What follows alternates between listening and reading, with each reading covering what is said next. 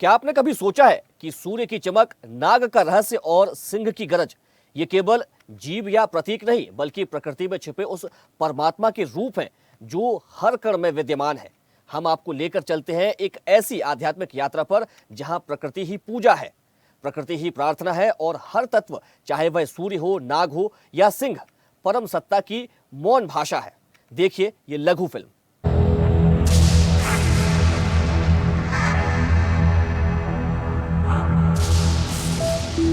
सृष्टि के आरंभ में जब मानव ने प्रकृति का अद्भुत स्वरूप देखा तो जैसे उसे अपने अस्तित्व से जुड़े कई प्रश्नों के उत्तर तलाशने का अवसर मिल गया।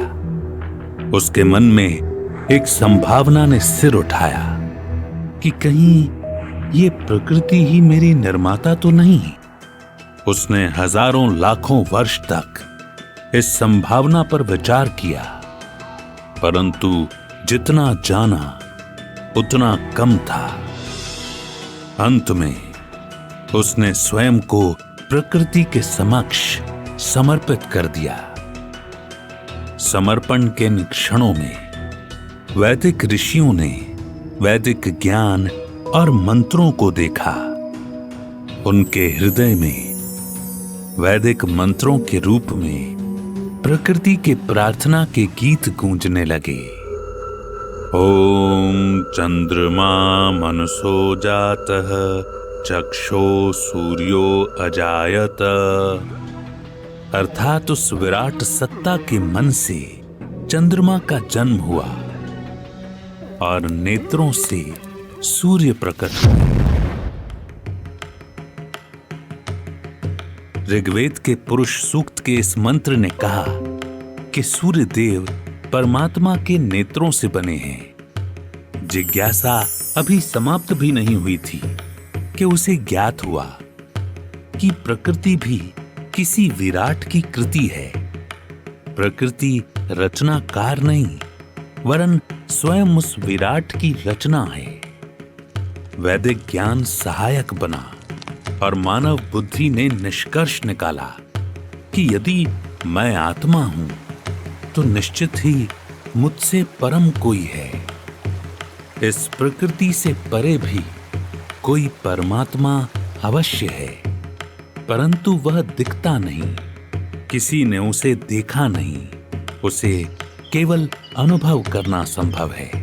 उसकी ही कृति में, इस प्रकृति में, इस सूर्य में, इस चंद्र में, इस समुद्र में, वर्षा के जल में, इस अग्नि, मिट्टी, जल, वायु और आकाश में। इस विचार पर जैसे मानव मन ठहर गया कि हां, प्रकृति ही परमात्मा है। यह भाव वैदिक काल से आरंभ होकर भक्ति काल तक सदैव जीवित रहा और आज भी हमारे धार्मिक और सांस्कृतिक उत्सवों में प्रतीकों के रूप में गूंज रहा है। इस उथल पुथल के बीच मानव मन ने परमात्मा के निर्गुण और सगुण, व्यक्त और अव्यक्त सभी रूपों की उपासना की। अनुभव के आधार पर परमात्मा के साकार और सगुण रूप को विग्रह रूप दिए और प्रतीक चिन्हों के रूप में कला के विभिन्न आयामों में समाहित किया। ये सभी एक दूसरे से पूर्णतः भिन्न थे, परंतु इनमें एक सत्य साझा रहा और वो है परमात्मा और प्रकृति का संग। यही कारण है कि श्रद्धा और विश्वास के मत तो परिवर्तित हुए, परंतु उनमें प्रकृति तत्व का समावेश नहीं बदला। सूर्य, नाग और सिंह से जुड़ी ये कथा प्रकृति से परमात्मा की इस सतत यात्रा की एक झलक है। सूर्य देव की उपासना करने वाले धार्मिक संप्रदाय को सौर कहा गया। उन्होंने प्रकृति की एक ऐसी अभिव्यक्ति को ईश्वर स्वीकारा जो सनातन है। सूर्य वास्तव में प्रत्यक्ष देवता हैं, परंतु क्या सूर्य केवल सौर मतावलंबियों तक सीमित रहे? नहीं, सूर्य विवस्वान के रूप में मानवीकृत होते हैं और महर्षि कश्यप के पुत्र कहलाते हैं। उनका वंश सूर्य वंश के रूप में प्रसिद्ध होता है। वही सूर्य वंश जिसमें श्री विष्णु दशरथ पुत्र श्री राम के रूप में जन्मे।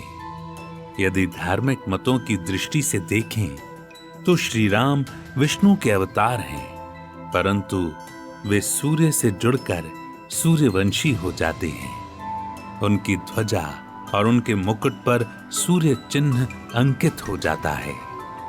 रामचरितमानस में सूर्य का महत्व उस समय और बढ़ जाता है जब महर्षि अगस्त्य श्री राम को अक्षय ऊर्जा प्रदान करने वाला आदित्य हृदयम स्तोत्र देते हैं। ये तथ्य सिद्ध करता है कि भारतीय संस्कृति में सूर्य केवल देवता नहीं, वरन उनकी पहचान एक अक्षय ऊर्जा स्रोत के रूप में भी है। यही सूर्यदेव एक बार फिर देव रूप में देवों के वैद्य अश्विनी कुमारों के पिता बनकर आते हैं और अपने चिकित्सीय महत्व को हमारे समक्ष रखते हैं। आज भी जिस प्रकार से योग में सूर्य नमस्कार और प्रातः काल सूर्य को अर्घ्य देने की परंपरा भारतीय संस्कृति में शामिल है, वो बताता है कि हमने सूर्य के रूप में प्रकृति में परमात्मा को केवल माना नहीं है, वरन उसे जीवन शैली का अभिन्न अंग बनाया है। सौर मत के अनुसार सूर्य को ईश्वर मानना सहज प्रतीत होता है, क्योंकि वे प्रत्यक्ष देव हैं, निरंतर हमारे जीवन को संचालित करते हैं। परंतु जब हम शैव मत में आते हैं तो कुछ आश्चर्य में डालने वाले प्रकृति के रूप हमारे समक्ष आते हैं। शैव के इष्ट भगवान शिव हैं, जिनकी सवारी नंदी हैं। उनकी जटाओं में गंगा है, मस्तक पर चंद्रमा को स्थान प्राप्त है और गले में विषधर मणिधर शेष नाग हैं। आश्चर्य ये है कि नाग एक ओर जहां शेषनाग के रूप में शिव के साथ शोभित हैं, तो वहीं वैष्णवों के पूज्य श्री विष्णु की शैया भी बन जाते हैं। त्रेता में श्री राम के छोटे भाई लक्ष्मण को शेषनाग का अवतार कहा जाता है, तो द्वापर में श्री कृष्ण के बड़े भ्राता बलराम भी शेषनाग हैं। नागों की उत्पत्ति के संबंध में भागवत पुराण कहती है कि वे कश्यप ऋषि और कद्रु की संतान हैं। वेदों में नागों के 2 रूपों की कल्पना की गई है। मंगलमय रूप का नाम अहिर्बुद्ध है तथा हानिकारक नागों को वृत कहा गया है। अहिर्बुद्ध नागों को ही नाग देवता मानकर पूजा जाता है। अथर्व वेद में शिवित्र, स्वज, पुदाक, कलमाश ग्रीव और तिरश्चिराजी नामक 5 ऐसे नागों का उल्लेख है जो उत्तर, दक्षिण, पूर्व, पश्चिम और वायुमंडल के रक्षक बताए जाते हैं। नागों से जुड़ी गाथाओं की चर्चा करें तो वासुकी नाग और समुद्र मंथन से जुड़ी घटना को कौन नहीं जानता। जब देवों और असुरों ने अमृत के लिए समुद्र मंथन करने का निश्चय किया तो मंदराचल पर्वत को मथनी बनाया गया और उस मथनी को मथने के लिए रस्सी का कार्य नागों के राजा वासुकी ने किया। इसका अर्थ है सृष्टि में नवरत्न की उत्पत्ति से जुड़ी इस युग परिवर्तनकारी घटना के केंद्र में भी नागदेव ही हैं। नागदेव के सहयोग के स्मरण का अवसर हमें सिंहस्थ के समय पर प्राप्त होता है और इसका साक्षी बनता है मध्य प्रदेश का उज्जैन, क्योंकि उज्जैन उन 4 नगरों में से एक है जहां समुद्र मंथन के समय अमृत की बूंदें गिरी और मां क्षिप्रा अमृतमयी हो गईं। अमृत और अनुपम रत्नों के वितरण का केंद्र बिंदु महाकाल वन उज्जैन ही था और कुछ समय बाद उज्जैन काल गणना आध्यात्मिक धार्मिक शक्तियों के समाज में पुनर्संस्कार तथा जलवायु परिवर्तन के समागम के रूप में विश्व के सबसे पहले और निरंतर प्रवाहित होने वाले महापर्व के रूप में सिंहस्थ का प्रवर्तक भी बना। इतिहासकारों ने नाग को एक प्राचीन और शक्तिशाली मानव जाति भी कहा है, जिनका हिमालय और कश्मीर से जुड़ा अपना एक समृद्ध इतिहास था। यह भी संभव है कि ये मानव जाति नागों को पूजने वाली कोई जनजाति हो, जिन्होंने नागों को अपना पूर्वज स्वीकारा। दक्षिण अमेरिका में मेक्सिको के हुईचोल इंडियन लोगों की परंपरा देखकर प्रतीत होता है कि भारतीय संस्कृति का जहां प्रभाव रहा, वहां नाग पूजा भी पहुंच गई। हुईचोल लोग नाग को अपना रक्षक समझते हैं। इस कबीले की कृषि और वर्षा की देवी टाटे इनुआरी हुमामे का रक्षक कुंडलित नाग है। ये ठीक वैसा ही है जैसे भारत में नाग पंचमी के अवसर पर नाग की पूजा स्तुति की जाती है और ये माना जाता है कि नाग देव वर्ष पर्यंत परिवार की रक्षा करेंगे। भारतीय साहित्य, लोक वार्ता, कला एवं संस्कृति और धार्मिक परंपराओं को नागों की स्वीकार्यता उन्हें देवता बनाती है। प्रकृति के दो रूप सूर्य और नाग शैव और वैष्णव दोनों मतों में पूजनीय हैं। इसी प्रकार का एक उदाहरण शाक्त संप्रदाय में भी प्राप्त होता है। वो है सिंह, बाघ या बघेश्वर का। शाक्त शक्ति को संसार का कारण मानकर पूजते हैं और उन्हीं का एक रूप है श्री दुर्गा। मां दुर्गा वास्तव में दुर्गति नाशिनी है। दुर्गति का नाश करने के लिए वीरता और साहस की आवश्यकता होती है, जिसका प्रतीक है श्री दुर्गा का वाहन सिंह। निरुक्त के अनुसार हिंस या हिंसा से वर्ण व्यत्यय के कारण सिंह बना है।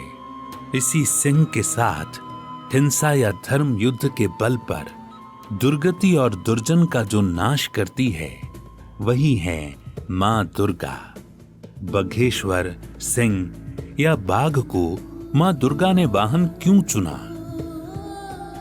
इसके पीछे एक कथा प्रसिद्ध है कि देवी पार्वती घोर तपस्या में लीन थी।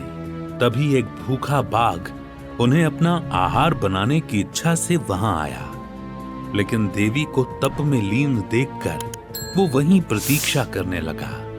वर्ष बीतते गए, देवी की तपस्या चलती रही और वो बाघ भी बिना कुछ खाए पिए धैर्य के साथ बैठा रहा। जब देवी की तपस्या पूरी हुई और उन्होंने आंखें खोली, तो उन्होंने उस बाघ को अपनी प्रतीक्षा में बैठे देखा। उसकी इस निष्ठा और तपस्या से प्रसन्न होकर मां ने उसे अपना वाहन बना लिया और बाघ बघेश्वर हो गए। शक्ति के साथ सिंह या बाघ के होने के प्रतीकात्मक अर्थ भी बहुत गहरे हैं। सिंह पाशविक प्रवृत्तियों जैसे क्रोध और अहंकार का प्रतीक है और श्री दुर्गा का सिंह पर सवार होना ये दर्शाता है कि दैवीय शक्ति की कृपा प्राप्त करने वाला साधक इन पाशविक प्रवृत्तियों पर नियंत्रण रखने में सक्षम है। महिषासुर वध की कथा में बघेश्वर न केवल मां के वाहन बने, वरन अधर्म के विरुद्ध युद्ध में सम्मिलित होते भी दिखाई देते हैं। ये सारे प्रमाण कहते हैं कि यदि मानव नेत्रों से परमात्मा का साक्षात्कार संभव नहीं है, तो हमें परमात्मा के अभिव्यक्त रूप अर्थात प्रकृति से जुड़ जाना चाहिए। हम प्रकृति में परमात्मा को देखें। अब से स्मरण रखें कि जब हम कार्तिक के महीने में छठ का पर्व मनाते हैं, तो उन्हीं सूर्य देव को धन्यवाद देते हैं जो हमारे जीवन का आधार हैं। जब श्रावण मास में नाग पंचमी मनाते हैं, उन्हीं नागदेव की पूजा करते हैं जो शिव के प्रिय हैं, श्री विष्णु की शैया हैं और श्री कृष्ण को वर्षा से बचाते वासुकी हैं। जब शारदीय और चैत्र नवरात्रि का उत्सव मनाया जाता है या बाघ दिवस पर बाघ संरक्षण की चर्चा होती है, तो हम उन्हीं बघेश्वर, बाघ या सिंह के साहस और वीरता को सम्मान दे रहे हैं, जो श्री दुर्गा या आदि शक्ति के साथ धर्म युद्ध में लड़ते हैं। जब हम ऐसा करेंगे तो विश्व को विश्वास दिलाएंगे कि भारत में प्रकृति से परमात्मा तक की ये यात्रा सदियों से चल रही है और हमारे त्योहारों में, हमारे कला प्रतीकों में, हमारी आस्था में और हमारे जीवन में सदियों तक चलती रहेगी।